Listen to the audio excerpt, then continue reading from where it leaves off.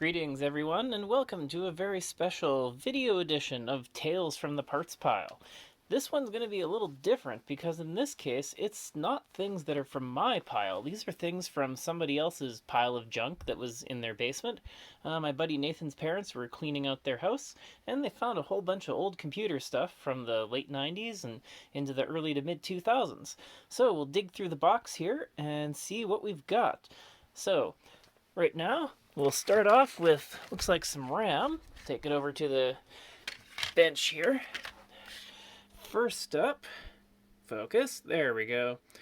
Got some PC3 10600, that's DDR3 1333 memory. So nothing too crazy or special about that. This is just fairly typical RAM. This is a little bit older. This is a set of Kingston 2x2 gigabytes. We'll flip that over here. We can actually read it.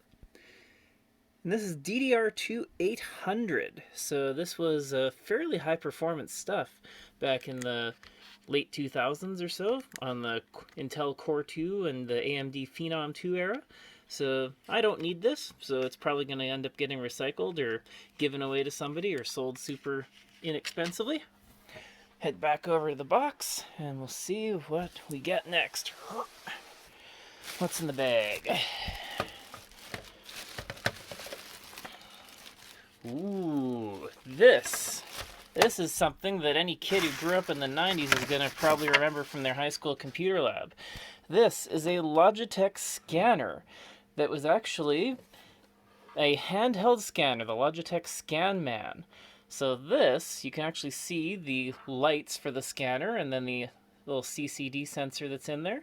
And this scanner was super handy for scanning in maps and pages out of encyclopedias, stuff that you wouldn't normally fit well on a flatbed scanner or on a photocopier. You could just put it on top and drag it across. If one could find the software for this thing, it might be a pretty handy thing to keep around. I have no idea if it'll still work under a modern operating system. Looks like it uses some almost weird serial port type adapter. Gonna have to do a little more research on this to see what it'll take to get that up and running. Oh, I remember these. This is a CPU cooler from a company called Global Win. Mission always to solve your thermal problems. So these were carried at a local computer store called Computer Avenue. And there was another one that split off from it called Computer Boulevard in the early to mid 2000s.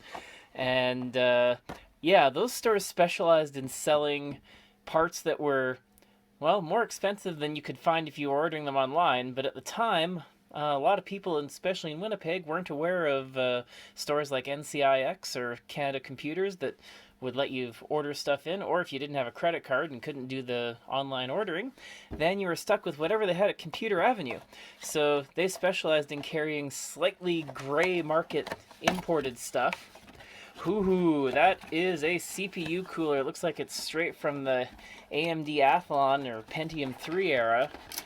We got some other assorted fans. So this one is one of the slightly better ones. You can see it's got a thick copper core. There's still some thermal compound there. A whole bunch of aluminum with some fins. Vantech Aeroflow CPU cooling fan.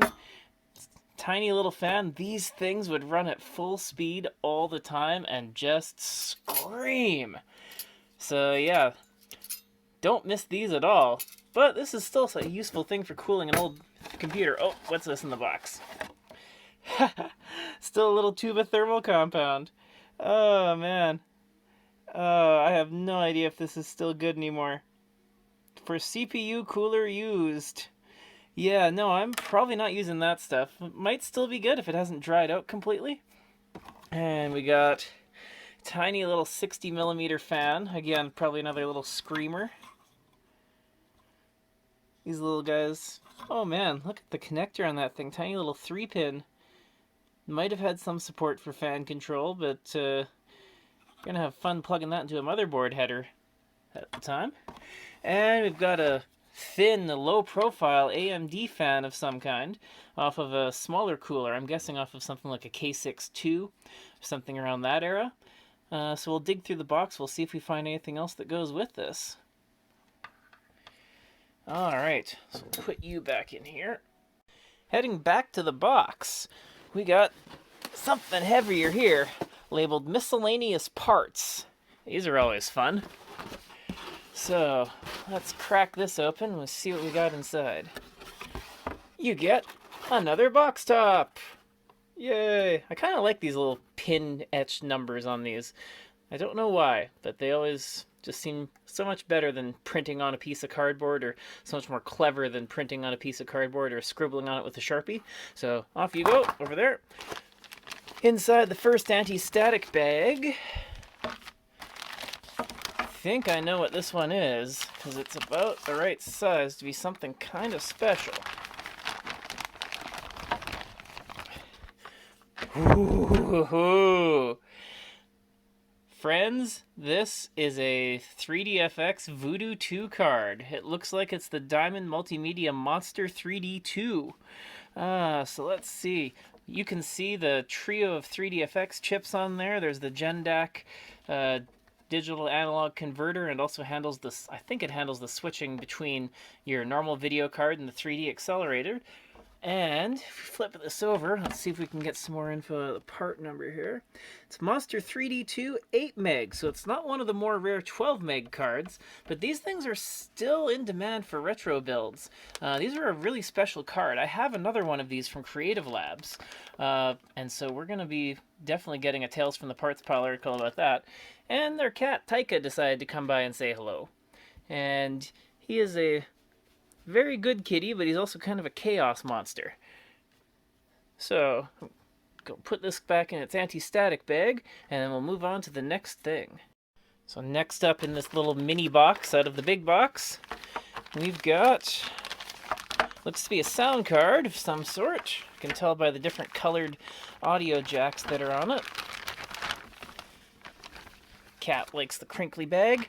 This is a Sound Blaster Live. Looks to be a Live 5.1 because it's got the little orange digital output on the back. These were fairly popular. I've actually got another one of these in my parts pile, so this one's probably going to get donated or sold off for a low price. Yeah, interesting stories behind these. They were right as creative was at its most dominant. Cat, what are you doing, bud? And they also did a thing called environmental audio that made games give you a quadraphonic sound if you had 4 speakers and get you some really interesting echo effects. So there's going to be a whole big article about this card sometime in the near future. Alright, move the cat out of the way. Let's pull out whatever's in this bag here. And that was the cat playing with one of the cables somewhere else. Ooh, I know what this is. This is a Slot 1 processor. It's a Pentium 2.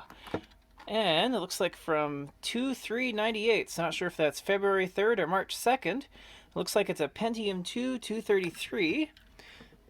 And yep, the model number PX233512 does confirm that for us. 233 megahertz, 512K L2 cache is what those numbers refer to. This one's got a pretty beefy heatsink on it. It's about as beefy, if not bigger, than the ones that came, or with the nice factory Intel ones.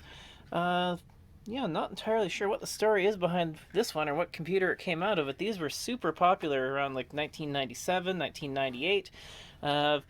So yeah, there's definitely going to be a Tales from the Parts pile on this. I've got another 2 more of these in my retro, or for my retro computer. There's a 300 megahertz one that mine came with, and then a 400, and then a 450 that I just bought. The 450 is passively cooled because it only draws about 40 watts or so. So yeah, there's going to be definitely a Tales from the Parts pile on this. This was an iconic processor back in the day. Alright, back into the little mini box with more treasures. This looks like a S-video cable. Came with an ATI tuner card, or a video card for video in or out. So fairly common for standard def interlaced TV. Now this is a fun thing. This is a pair of tiny little cooling fans that you'd stick into a 5 1/4 inch drive bay, like where a CD-ROM drive would go. So these were popular in, again, the late 90s, early 2000s if you needed to improve ventilation on your case, because cases weren't ventilated all that well. Generally, these tiny little fans were pretty noisy, But I do have an application for this on my retro box, so I'm probably going to stuff it in there and see how it works. Might make a little short video about that just to show how noisy it is when it gets plugged in.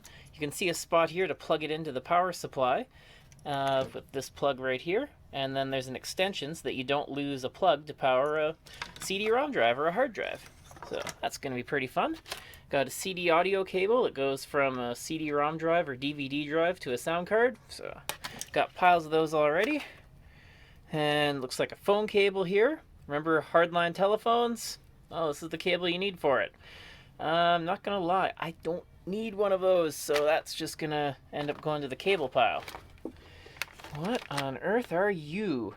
Looks almost like a network card with a... Oh, okay, I think I see what this is. This is... Gonna need both hands for this one. This got wedged into its anti-static bag pretty well. I'm probably gonna move it out of here and into one of the larger bags. The camera goes here. Yeah. There, much easier with two hands. Alright. So I probably should buy a tripod for the next one of these. This is a FireWire card. If you look at the back, we've got 3 FireWire ports. There's another internal FireWire port on the inside. Looks like we got some jumpers down here. It's a PCI card via chipset of some kind. This one should be fun to have a little Tales from the Parts pile about. For the people who don't remember, FireWire was a standard we used for hooking up digital video cameras a long time ago. Never really had a chance to use one. I think if you looked around you could find portable hard drives that had FireWire interfaces as well. That was much faster than USB 1. And I think a little faster than USB 2. I'll have to do a little more research. I'm not sure if it could do bidirectional communication or not. I know USB 2 couldn't, but USB 3 can. Alright, so while the camera was off, I moved a couple anti-static bags out of the way. Back into the little mini box that's given us a whole bunch of interesting stuff so far. What do we got in here? It looks like it's going to be probably another sound card. It is another sound card. It's another Sound Blaster Live, except this one isn't the 5.1 because it doesn't have the digital audio out. This one only has the quadraphonic out on it. So it's got a green normal line out and then another black rear speaker out beside it. Joystick port, because that was still a thing at the time, even though we were starting to move towards USB.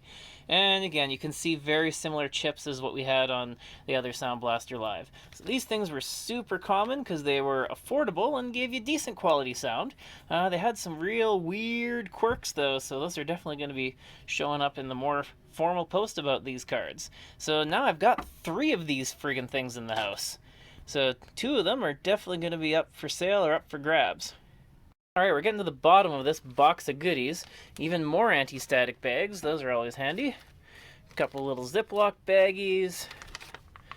Super tiny anti-static bag. Could probably toss some RAM or something in there. Bunch of IDE cables. Yeah, these look like just ordinary IDE cables. Nothing too special about them.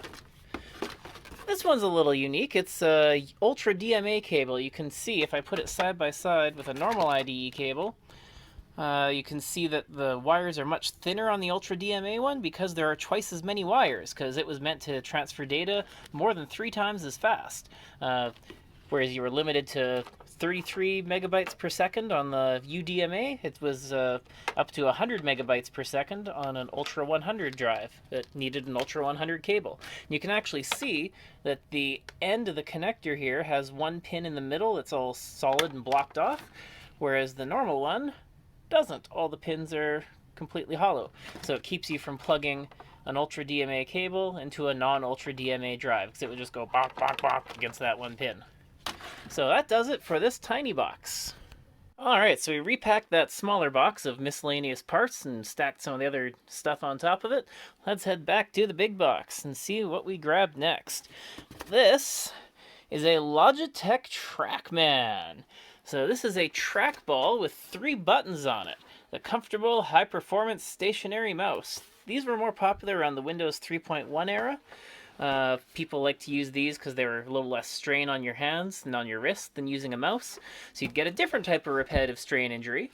And a lot of these trackballs were more accurate and tend to get gunked up a bit less than a conventional mouse would rolling around on a mouse pad. So a lot of people who are, say, engineers or designers who had to make really precise mouse motions really liked having a trackball like this. This particular one, 3.5-inch discs inside.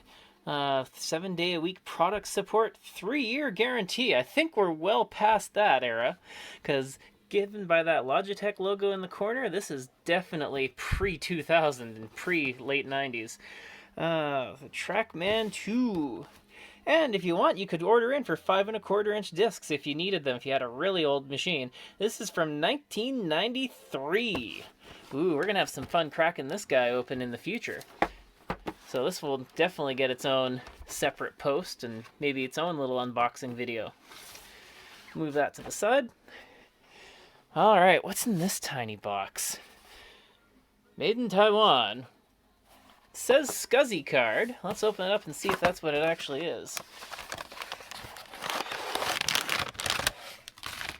SCSI stood for Small Computer Serial Interface, and you used to use that for certain types of high bandwidth devices like super fast hard drives, CD-ROM drives, and the like. Some scanners use SCSI if they want to transfer data super fast before the days of USB and FireWire. And yet, this is a SCSI port on a SCSI card. And it looks like this one is an ISA card. You can tell by the separation between it. It's not just the single one like the PCI one, a different pattern. And this one is a really small one. Like a lot of them were like a full width card. This one's super tiny. And yeah, it's got a single SCSI port on the back. One thing that was really interesting about SCSI is that you could actually daisy chain several devices together off a single port. And as long as they were jumpered correctly to know whether they were the last device in the chain or not, you could just keep it going up to like 8 or 9 devices. I'd have to double check and see how many it was. Never had any SCSI stuff myself. It was more common on the Mac or with people who had a lot more money than I did. But yeah, it's still an interesting little relic of its time. We'll put this back in the bag, and then we'll head back to the box. So, back to the big box. We got a bag of something. It's heavy. I think this is a 5.25-inch floppy drive, judging by that giant round spot on there. Also, tiny old Walmart bag. Yep, that is a 5.25-inch floppy drive. Got the lovely green light in the corner instead of a red one. Let's see who made this one. Board here says Sankyo. Oh, and the drive itself is an Epson SD600. So back in the day, a lot of these drives came out of Japan, and I think this one likely did too. It's a hefty one too. It's got some weight to it. No idea if this thing works or not, and I don't have any 5.25-inch discs to test it with. At least not handy. I'd have to dig through my pile of stuff at my parents' place that I think I've gone through in the past. But yeah, I'll have to go through the boxes of junk in my own closet to really trace this guy down. So we'll just leave this sitting out on its own, because I don't think it needs to be in that bag. And right here, got a fairly bog standard CDRW drive. This one is fairly common. Did 40 times write, 12 times rewrite, and 48 times read. So these were pretty dirt common by the early 2000s. Got the old FCC warning on the top. CRW 4012A, manufactured May 2002. No idea who manufactured it. At the time, I don't think it really mattered that much, because this thing was probably just in a computer that was just being built and needed an optical drive, because everyone needed those back in the day. Warranty void if removed. No, I'm not going to be opening this thing up. I've already got a couple of these, or similar drives to these, so I don't think I'm going to end up needing that one. This is interesting. This is a Sound Blaster, or this is the USB Sound Blaster device. Okay, first I thought it was a breakout box for one of the Sound Blaster Live cards, But looking at it a little closer, this thing is actually a separate USB sound device. And it looks like it's got a whole bunch of stuff. Mic in, headphone out, optical out. It's got creative multimedia surround sound, or CMSS. There's an infrared port on there. CMSS was something that was supposed to make normal stereo audio sound like surround sound. What it did was it just shifted some extra sound to your rear speakers if you had them. Looks like this has mic and volume controls there, and a bunch of more inputs and outputs on the back here. Looks like we've got some outputs for front, rear, subwoofer, and line in, digital SP-diff out, and there's the USB connection. So yeah, this must be what this USB cable here is for. And it looks like there's a USB to PS2 adapter in here as well. So that'll be handy if we want to hook a USB keyboard up to an older motherboard that has PS2. PS2 not meaning PlayStation 2, but the IBM Personal System 2 standard. Alright, what's in this box? Get out of here, Walmart bag. Alright, so it looks like we got miscellaneous cables. So we've got, looks like something to split off, almost like a floppy power extender cable of some kind. Yeah, I'm not entirely sure what I'd use that one for. This is an SP-diff digital CD-ROM audio cable. Ah, this blue warranty void if removed sticker, that means this thing probably came from Computer Avenue. They loved using... Oh no, not Computer Avenue. Computer Boulevard used the blue stickers like this. Computer Avenue had green ones. So yeah, that was how you knew something came from one of those two stores back in the early to mid-2000s in Winnipeg. And again, you didn't have many other options in town at the time, because your other options were to go to more business-oriented places, and the prices were about the same. Service was probably a hell of a lot better. Ooh, I think I know what this is. This little guy is for that Voodoo 2 card we were looking at earlier. So this is an SLI cable. It lets you hook two of them up. And those ones did an interesting thing in that instead of each card rendering an alternate frame like a modern multi-GPU system uses, each card would draw an alternating line. And by doing that, it got rid of any differences in frame timing, and doubling up your video cards pretty much doubled your performance perfectly. So we're definitely going to try this out once I can get a chance to put that into my retro PC. Definitely keeping that guy.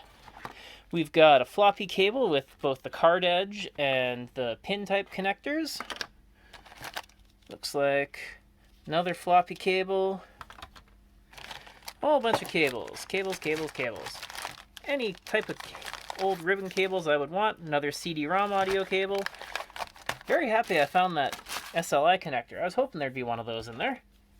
Good to see that there was. So I'll put you back in there. We know you're in this box, full of cables.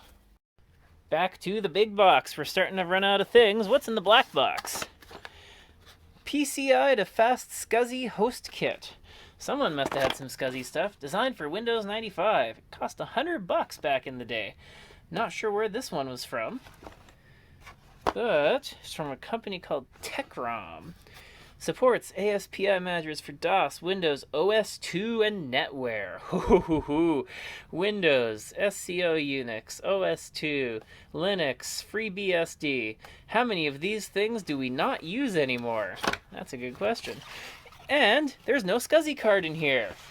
So this big purple guy is a breakout box for an ATI TV tuner. You can see it has S-video and composite video and audio, and a weird little proprietary plug on it. This is the cable for the Voodoo 2. So the Voodoo 2 was neat in that it only accelerated 3D and not 2D. So you'd need one of these pass-through cables to hook your normal 2D video card up to the Voodoo 2, and then it would automatically switch over to the Voodoo 2 that was hooked up to your monitor as appropriate. So when you ran a 3D game, you'd run it off the Voodoo card, and everything else ran off your normal video card. And this looks like a breakout cable of some kind with some proprietary pin out. And it looks like we got an S-video input there, as well as composite ins and some type of 3.5mm jack, I'm guessing for audio. And another telephone cable. Don't need you. Alright, I'm going to box this back up and then get back to the big box. So we're getting quite the nice little unpacked pile here. We'll head back to the main box and we'll open this guy up. We'll see what's inside. We got more cables. Composite video cable. Another S video cable. ATI loved bundling those in. Empty box? What's in you?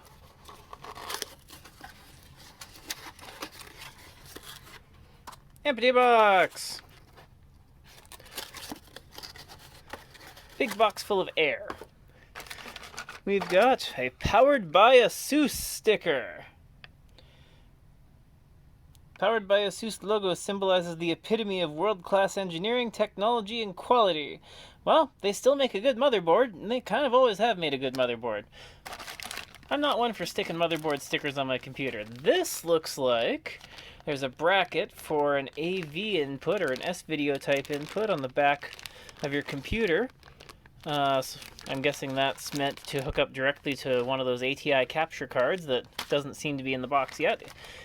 This looks like another IDE cable with some drive cables and jumpers.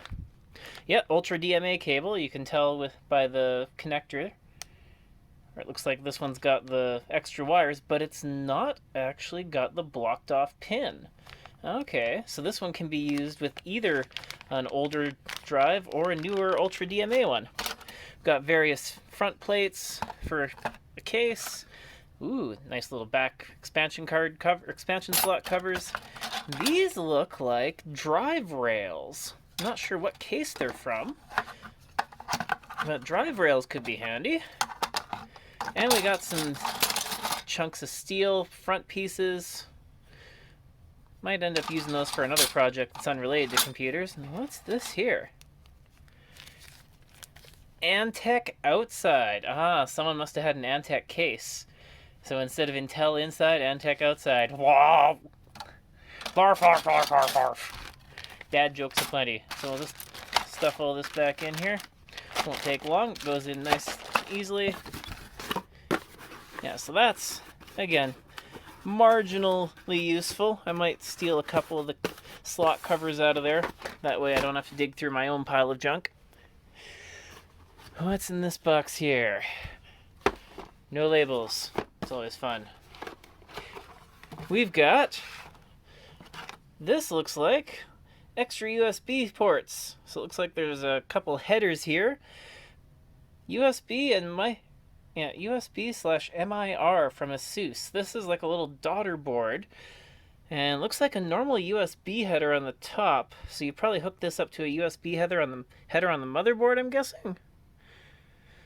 Tested to comply for home or office use. Yeah, really not entirely sure. Yeah, it looks like this is just a nice way to have extra USB ports on the back of your case if you wanted to plug in printers or something like that.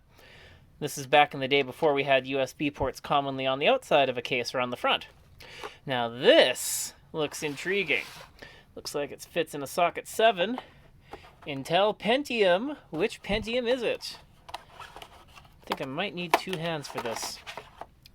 So camera goes down over here.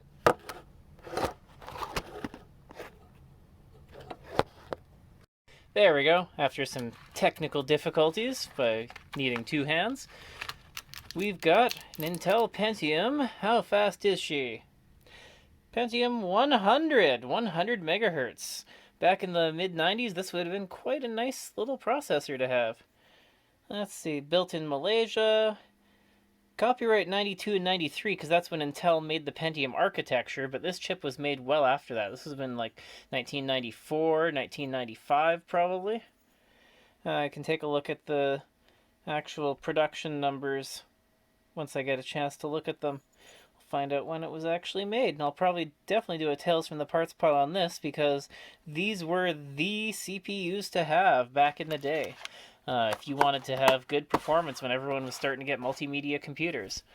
What's in this anti-static bag? Looks like an ISA card or maybe a PCI card. I'll open this up. Drum roll. The back of it doesn't look terribly interesting. Let's wedged a little tight in here. Two hands. Oh, this is an ISA card, 8-bit ISA.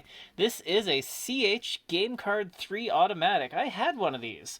So these were actually kind of neat because not only did they give you 2 joystick ports instead of just the one that would come on a sound card, these were made back in an era when your sound card may not have had a joystick port or your computer might not have had a sound card.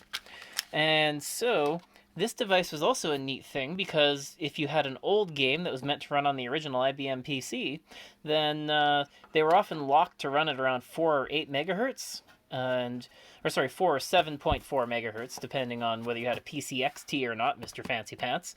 But this card, if you had a faster 386 or 486 and your joystick calibration went straight out the window, it would actually compensate for that and pull the inputs at a slower rate, I think, and it would get rid of any weirdness with your joystick input. So I ended up getting one of these just to do 2-player Street Fighter 2 on the PC. There was a PC port of that game that was actually not horrible. Biggest downside is it would only use 2 buttons on a joystick, so you couldn't do fast or weak, fierce, or weak, medium, and fierce punch, or weak, medium, and fierce kick. It would just be punch or kick, and you had to hold a direction to determine how hard it was. Made doing special moves a real pain in the arse, but it worked, and I spent way too many hours playing that game with my buddies.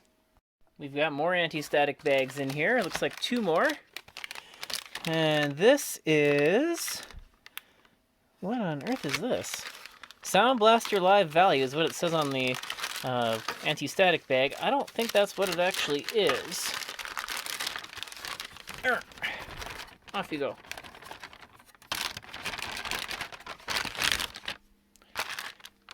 This is FCC tested.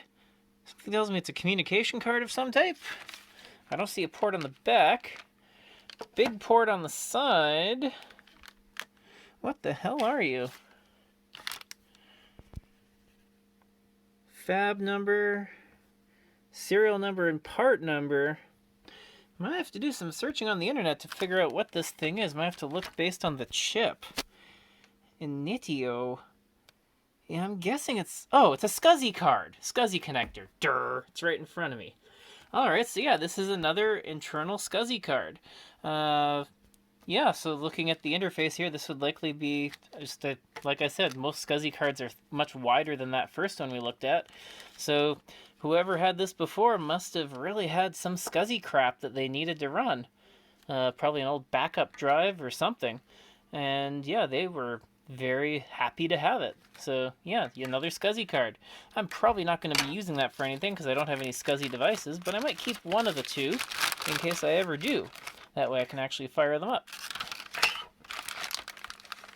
Back in your bag. There we go. This is the stuff that you didn't see in the other previous parts of this video. And this looks like it's some RAM, but what kind of RAM is it? My guess is probably some good old-fashioned SD RAM. Warranty void if removed. I don't think we have to worry about warranty anymore. And this is Nanya. Chips on there. I'm going to have to do some research to figure out what speed this thing is. Ah, here we go. PC 2100. This is DDR1 memory. So this stuff was really neat when it came out because it would shuffle data twice per clock cycle instead of just once. And it wasn't too much more expensive than normal SD-RAM. Hell of a lot cheaper than the Rambus nonsense that Intel and Rambus tried to push out on the Pentium 4 platform until eventually they gave up, got in trouble for price fixing, and the industry moved to DDR because it was simply better. And then the Pentium 4 kept chugging along for a while. We'll see if I can find one of those to do a Tales from the Parts pile on. This, I'm guessing, what the PC 100. Ooh, with a fancy holographic sticker. This is SD-RAM. You can tell it's got different pinouts than the DDR RAM, so there was no being an idiot and stuffing them into the wrong slot. And so yeah, looks like we got a mix of stuff here. Not entirely sure the capacity of this one. I'd probably have to plug it into an appropriately old computer. Not sure why this one has a maple leaf on it, but YNC Max. I can guarantee it wasn't made in Canada. It may have been designed here, but certainly not. Bag says 64 meg PC100 DIMM, so I'm guessing that's probably what it was. Alright, the box is getting emptier, and... Ooh, I think I know what you are. Yes, Gravis Analog Pro. This was the same joystick as the first one that I ever had. These things were awesome. So they were an analog joystick, so they gave you some really nice control. It had 4 buttons, and two of the buttons, or looks like it had 5 buttons, 2 of which did the same thing. And the bottom 2 buttons could be duplicates of the first 2, or you could have them work as buttons 3 and 4, which was super handy for the games that supported it. I played the living shit out of X-Wing versus X-Wing and TIE Fighter and Wing Commander with it. And it included Commander Keen with it, which is pretty cool. I'm guessing it was probably either Commander Keen 1 or 4, because those were the shareware ones, so they could have put those in for pretty much nothing. Advanced Gravis was kind of unique because they were a Canadian company. They made this, they made a couple other types of joysticks. They had the Gravis Gamepad Pro, and they made the Gravis Ultrasound sound card. Never been able to get my hands on one of those, but yeah, I'll put some links to, when I do talk about this joystick, to some of the other videos about Gravis hardware that other people with more resources than I have been able to make. But yeah, this thing's definitely going to be getting its own Tales from the Parts Pile post, because it was a huge part of my childhood. I've got one of these already, so this one will probably end up going to a good home of someone who has a retro PC that could use one. Look for these other quality products. The Gravis Switch for Amiga, Atari, and Commodore. Gravis Analog Joystick for Apple, Tandy, and IBM PC. This Analog Pro, the Gravis Gamepad, which was the classic one, and the Mouse Stick 2 for the Mac. I'm not familiar with that. But yeah, it looks like they were based in Burnaby, BC, and they had offices in just across the border in Washington State. And of course, made in China, imported by Advanced Gravis. So this, definitely going to have some fun with that. And moving on to the last of the things, this spilled out of the box. This looks like it's another Logitech trackball. So it's a trackball with 3 buttons and a scroll wheel. Scroll, scroll, scroll, scroll. Looks like this one's got a PS2 type connector on it, so if I find the right drivers for this, I could probably use it on my retro PC. Might be fun to muck around with. Never was a huge fan of trackballs, but we can see how this will work. I might futz around with it and see how it fares with real-time strategy games or playing Half-Life. That might be fun. Or definitely muck around with MS Paint and see what we can draw with it. So that'll be fun to play around with. And lastly, we've got a cable. It's got a hefty connector on it. It looks like a parallel or serial cable. That looks like a serial cable. I don't have anything that hooks up with one that's quite that big. Oh, no, I was wrong. This is a parallel cable. Yeah, it's got that connection on the edge. If you've got an old dot matrix printer, this is what you need to hook it up with. I don't have one of those, but I do know there are still some people who use dot matrix printers. Some old shops like to use them because they just don't stop working, and they work with your ancient as hell MS-DOS computer that you haven't changed since 1996. When I worked at Canadian Tire, they still used that from 2001 to 2004. We're still using a dot matrix printer until they finally bought a laser for their shop invoice statements and customer service reports, just because they kept going, and when they stopped, you just tossed a new ribbon in and it kept on chugging away. You didn't have to worry about ink cartridges drying up or about toner or paper jams. You had that tractor paper and away it went. So that was a pretty good haul from this box. Expect some posts coming in the next couple of weeks about some of the more interesting things. And until next time, thanks very much for watching.